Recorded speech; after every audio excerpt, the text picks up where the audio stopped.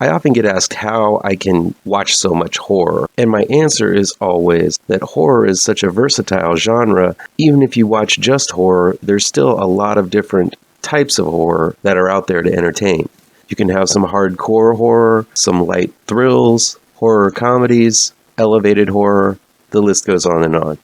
Today on the Best in Horror Countdown 2019 through 2020, we're going to be looking at some horror that is just downright sweet.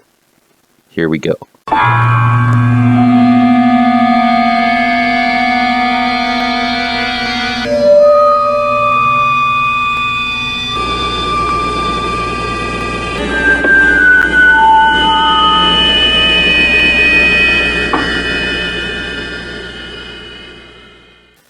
Welcome to the official Best in Horror 2019-2020 countdown on ML Miller Frights, a part of the Kings of Horror Network. I'm ML Miller.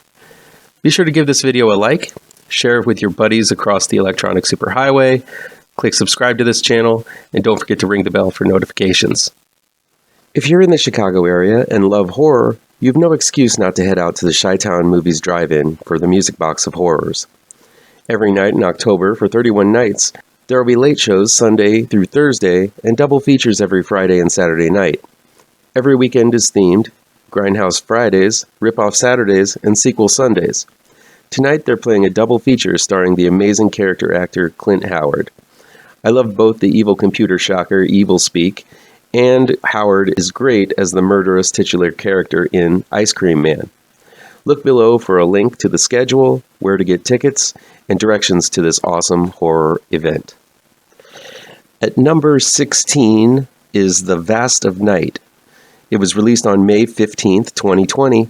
It's streaming exclusively on Amazon Prime, and it was directed by Andrew Patterson and written by Andrew Patterson and Craig W. Sanger.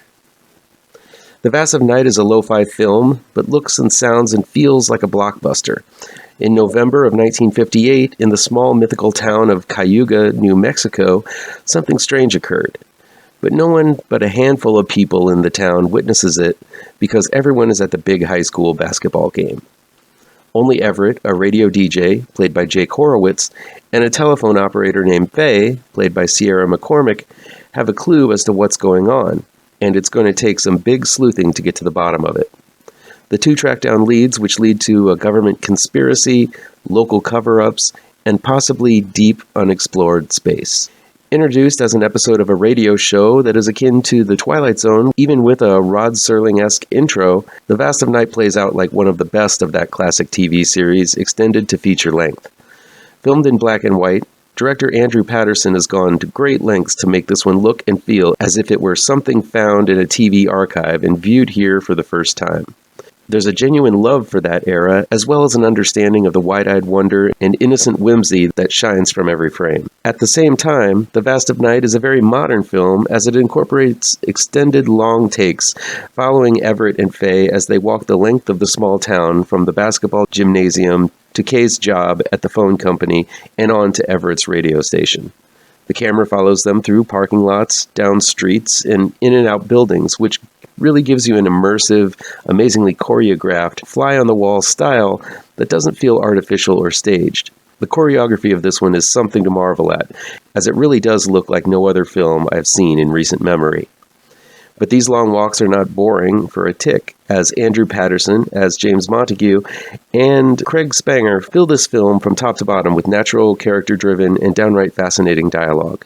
Faye and Everett have an odd mentor-student relationship, which would be seen as inappropriate by today's standards, as there is a flirty aspect to their conversation that suggests there could very well be a relationship there.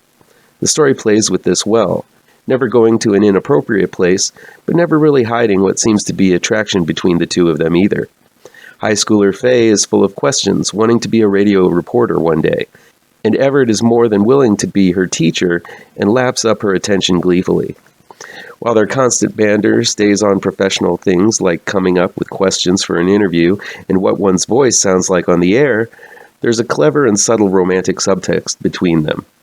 While I'm sure There are those who might object to this type of relationship depicted on screen between a man and a woman. It never goes to an inappropriate place, and it never bothered me because their relationship is so charming. This movie is chatty as hell, and for those of you who need a little action in their films, you might find The Vast of Night to be a bit of a snoozer.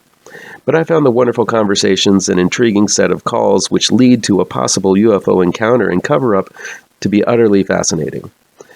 There is a specific type of charm that permeates every scene as these two amateur investigators get closer and closer to the intergalactic truth.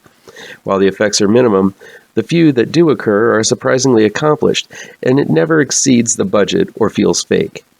I left The Vast of Night enthralled by the charm, talent, and sheer originality, and if you're a fan of the Twilight Zone-esque films of yesteryear, I think you'll feel the same. Another film that is more sweet than scary is the indie gem The Last of the Manson Girls. It was released on May 7th, 2020, and it's available for digital download and on demand. The Last of the Manson Girls was directed by Lonnie Martin, and it was written by Lonnie Martin and based on the works of Paul Krassner. There's been a lot of hubbub about Manson over the last couple of years, most likely due to Tarantino's recent foray into the mythos. Some deal with various aspects of the famous murders surrounding the cult leader. Others use the historical facts as jumping-on points for fantastical reimaginings of the past. The Last of the Manson Girls does a little of both, making it one of the more unique films in the ever-growing Manson subgenre. Set during the Nixon era, The Last of the Manson Girls focuses on Paul, played by Elliot Kashner, a satirical writer and stand-up comic who's in search of eternal truths and answers to age-old conspiracies. After deciphering a prison letter written by Charles Manson, Paul finds himself at the residence of Squeaky Fromm, Jen Bevan, Sandra Good, Cindy Marie Martin, and Brenda McCann, Sarah Torcini. Not knowing if these disciples of Manson are going to love him, drug him, mug him, or just murder him to death, Paul throws caution to the wind and drops acid with The Last Manson Girls. While the subject matter might be a bit morose and dark, the film itself is anything but. The Last of the Manson Girls is more of a story about enlightenment and self-discovery than anything else. It is a film about searching for the truth, but in a cynical manner instead of an honest way, and the vast differences between the two quests. In this day and age, truth is in the eye of the reporter, and universal truths are often divvied into sparring corners, but this film seems to want to offer up an alternative message. Paul already has his mind set when he's on his way to meet Squeaky Fromm, and the carved X on her forehead he sees when he arrives at her apartment only strengthens his prejudgment. But the more he spends with these people, he's enlightened. It's basically the opposite message we get in this current culture, where opposing beliefs are met with fingers in ears and blocks on social media. Many could learn from this low-budget semi-horror comedy drama, that is, if they would allow themselves to. Does the film romanticize the Manson gals and their acts? Maybe a little, but it's never forgotten through the course of this film that these girls have done horrible things. Still, this is a film about getting past solidified beliefs and realizing that there is a multifaceted world out there filled with multifaceted people. If one is looking for enlightened views, this film has it. The Last of the Manson Girls is lo-fi cinema, but the acting is top tier all around. Elliot Krasner has enough Paul Rudd likability to accept his biased leap into the world of cults and madness, and there is an instant spark of freshness from Jan Bevan's Squeaky Fromm. You even get some words of wisdom from Lenny Bruce himself, via actor Clayton Stocker Myers, and some wonderful character moments from Cindy Marie Martin, Sarah Torcini, and Christopher Robin throughout. Their charm is also highlighted by a script by filmmaker Lonnie Martin, drawn from a story from the real Paul Krassner. This story is sincere and downright poignant at times. I also have to note there is some trippy animation throughout that adds a lot of levity to the mix. While I feel this film could have been edited a bit sharper to tighten some of the scenes and make the film move at a boppier pace, I found the whole experience to be an unexpectedly refreshing trip. The Last of the Manson Girls is not for the big budget crowd. If you're looking for big stars and bigger action, you're not going to find it here. What you are going to find is a script filled with fun story moments, wise anecdotes, and heartwarming beats. The last thing I would expect to find in a film entitled The Last of the Manson Girls. That'll be it for today. Check back in tomorrow for my next pick on the countdown. Please chime in down in the comments and let me know what you think of these films, how on the nose or mind-numbingly wrong I am, or you can counter with your own list. If you like this video, please pound that thumbs up button. Share this video with your social media addicted pals. If you're looking for written reviews, you can find them on mlmillerwrites.com. That's where you can find the rest of this countdown as well. Don't forget I have 2 new horror comic book trade paperbacks that you should look for. GRAVETRANCERS is out right now, and Pirouette, collecting never-before-published issues, will be out in late November, early December. Diamond order code APR 201712. And be sure to subscribe to this channel and ring that bell for notifications so you can be the first to see my future videos. Thank you so much for your time, and take care.